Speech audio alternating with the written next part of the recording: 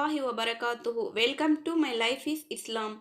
இன்ஷா அல்லாஹ் மறுமையில் விசாரணைகள் முடிந்த பின் சொர்க்கவாசிகள் சொர்க்கத்திலும் நரகவாசிகள் நரகத்திலும் நுழைந்து விடுவார்கள்.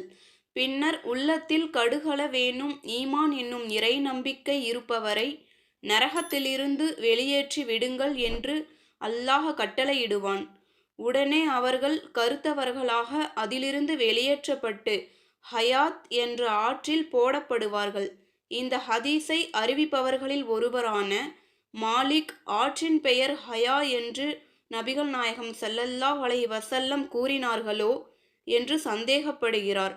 அவ்வாறு அவர்கள் அந்த ஆற்றில் போடப்பட்டதும் பெரும் வெள்ளம் பாயும் ஓடைக்கரையில் விதைகள் முளைப்பது போன்று பொலிவடைவார்கள். அவை வளைந்து மஞ்சள் நிறமாக இருப்பதை நீர் பார்த்ததில்லையா என்று அல்லாஹ்வின் தூதர் நபிகள் நாயகம் ஸல்லல்லாஹு அலைஹி வஸல்லம் அவர்கள் கூறினார்கள் என்று அபூ சயீதுல் குத்ரி ரலியல்லாஹு அன்ஹு அவர்கள் அறிவித்தார்கள்.